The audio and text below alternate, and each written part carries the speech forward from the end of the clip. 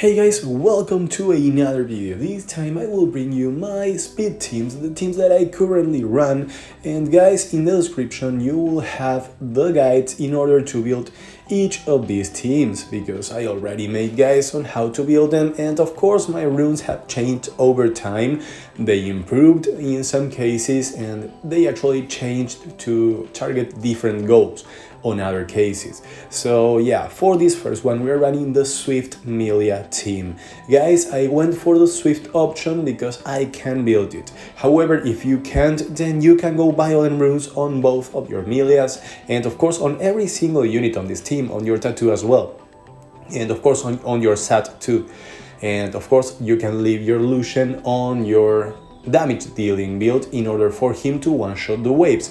In that case you should make Lucian move first, and you will have the chance to actually cut out some time of your run, because you know there won't be a million moving once before your Lucian on every single wave, on the first and the third wave, because yeah, you want your Milas to move twice during the mini boss and of course during the boss phase. However, in order to do your perfect run, you will be relying on a violent proc on one of your two Milias, or maybe on a Seth landing things, because he's fire and the enemies are water, so he will have to actually not glance and land the debuff from his second skill.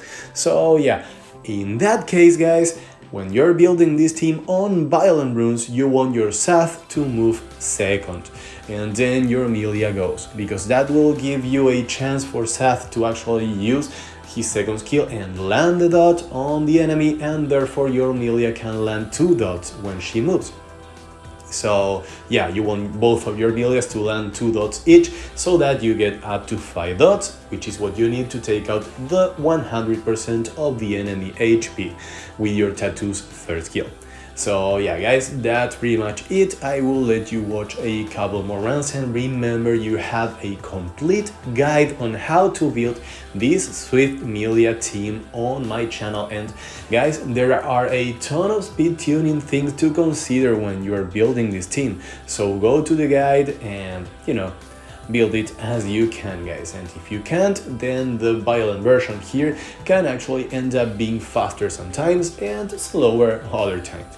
And of course you will be relying on a lot of RNG here, guys, and of course on the AI doing the right thing, because your Lucian sometimes won't be using his third skill, and therefore you won't be one-shotting the waves, and he will be using his third skill on the mini boss, and therefore it won't be available on the third wave. So yeah, you may end up getting a much higher clear time. However, this team is very consistent and almost never fails. Actually, I think it's 99% safe. In my personal experience, it's above 99% safe. But yeah, let's say 99, maybe 98, if your runes are not as good as mine.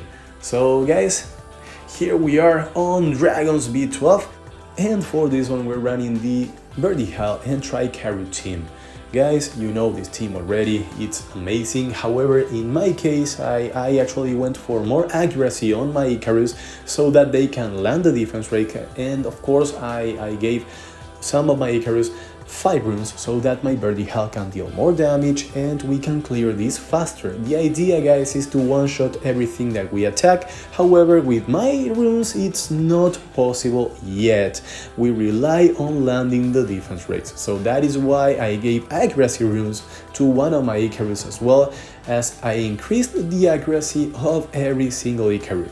Guys, here you have a couple of things to consider, which is to have transmogged your 2 slower Tricarus, so that the one that deals the most damage is not transmogged and therefore will attack last when they use the team-up attack. Guys, that is because of how this animation attack works, and therefore the 2 Tricarus that have the transmog will attack first, and therefore you have a higher chance to defense rake, and you want your highest damage dealer to move last. But I mean moving last during the animation, because your highest damage dealer Icarus should actually be your fastest one, so that he is the first one to move and therefore your two transmog Icarus will have the chance to defense break and he will attack last on the animation. And guys, that is pretty much it for this team. Of course, I built a very detailed guide on how to build it and what to do if you can't reach the right defense stats. I will make another video, guys, on other alternatives that you have in order to complement your defense stat here.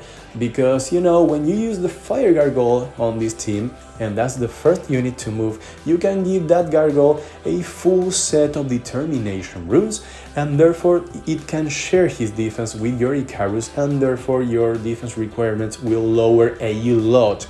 And if you're struggling to reach that defense goal, then go for that. You will have slower clear times, but your gargoyle will most likely die on the first waves if it's on low level, and if it's not on low level, then, you know, you should use it as the first unit to move, because it will actually not move and therefore it will not disrupt the attack order of your Icarus.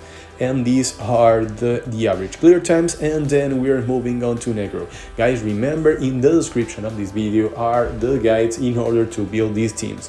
Now for Necro V12 we are running the triple Icarus team, but this time around we're going with Astar instead of going for Vertical.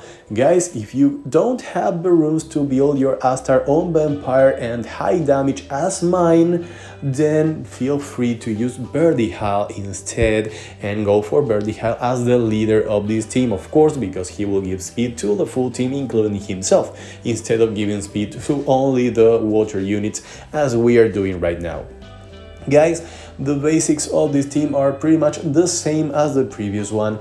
You want your strongest Icarus to actually move after the other two when you are using your team attack, and you can achieve that by transmogging the other two. Of course, your strongest one should be the first one to move as well, so that you can maximize the damage on the first unit that you attack, because you won't be having the attack buff on the rest of your units.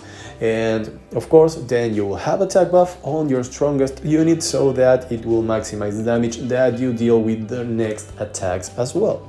So that's the logic behind it, guys. It's pretty much the same as with your Dragons V12 team. However, this time around you will be using Astar that can hit every single thing, and with each attack of your Icarus. And there aren't many chances for you to fail if you have runes like mine, guys. This team has never failed me actually, but if you're struggling to build this, then you can go for a Birdie Hell and you can have a Tricarus Birdie here without any single problem at all, guys. And the enemies will not be taking a turn, only the boss may take a turn, but you have to be strong enough in order to resist one attack of the boss, which is actually fairly simple to do. And if you are struggling with that and you decide to go to farm Necro and you struggle with resisting the damage of your enemies, then guys, you may end up using an artifact that reduces damage from Dark, and your problems will be solved. So for the Steel Fortress, guys, well, you know, we're running the same team that we run on Giants V12. So here things are much more complicated, and I actually think that the violent option may be better than the swift one, which is the one I built. And guys, I also think that you may end up being better off without skill ups on both of your Milias. One of my Milias is full skill up, and I think that the other one is skilled up as well. So that is not too good, because that means that they will end up using the second skill here a lot and pushing back the attack bar of the boss. And at the boss phase here you have to land 6 dots in order to finish the boss off with your tattoo, which means that every single unit of yours should not derp, nor should it get resisted. And that is really hard to do, guys. So yeah, this team is not that amazing for this stage, even though this is only a V10 instead of a V12, so the waves are easier to kill. However, the boss here has that mechanic that gives him a shield, and of course he will end up revenging on your team. And you know, guys, if you were not able to land the dots on him on time, then you may end up pushing him back, and the tower may not give him a turn, and he may end up getting a ton of revenges, and that all, guys, ends up with you getting really higher clear times. So yeah, if perfect runs happen, then this is a 25 seconds run or so. But if things don't go well, it can go up to 1 minute clears. So here you see, guys, 55-second clear. That is really bad. So yeah, I will show you a couple more runs, and of course, again, if you want to know how to build this, go to the links in the description of the video, guys.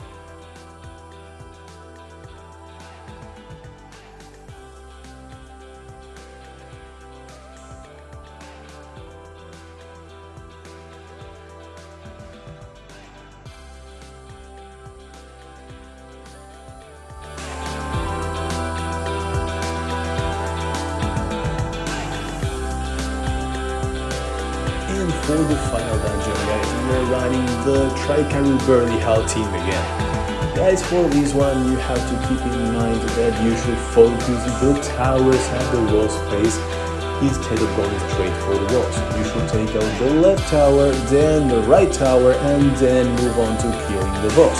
That way, your team will not fail. This team has never failed me, and with these rules.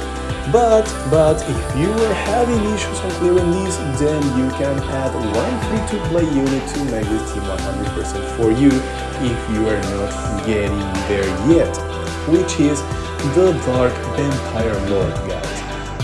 If you add the Dark Vampire Lord here, you can make him the first unit to move in order to get your full team attack buff and life steal, and that way he will get another turn. And he, you know, has the buff block and nasty things that he can do to the boss and to the towers. Of course, still go for the left tower first, then the right tower, and then go for the boss. It will end up increasing the clear times a little bit, but not by much, and it will make your team much safer. You could either build him on violent runes, which he doesn't need, or on high damage, which will be great, and focus on additional damage on light units as well if you can, because that will help a lot. And well, you know, guys, that's pretty much it for this one. I will let you watch a couple of rounds. This is a fairly simple team, and your goal is to actually destroy the waves minions with every single attack of yours. You know, kill one unit on one attack. Of course, they are team-up attacks. I mean the team-up attacks because your Birdie Hell will most likely not be able to one-shot anything that doesn't have a defense rate up. So yeah, apart from that, guys, not much to tell you. Of course, again, there's a detailed guide on how to build these teams on my channel, and I place the links in the description. So guys, I say goodbye to you right now, and thank you very much for watching this. If this was useful for you, please recommend it to your friends and leave a like and maybe leave a comment saying that you enjoyed or not this video. Guys, thank you very much again for watching this, and I really hope to see you all in the next one. And guys, one more thing, please remember that my guild Hardly Normal is recruiting. So yeah, if you follow my channel, then you will see some posts about it. Guys, thank you again for watching this, and I will see you all in the next one. Bye bye.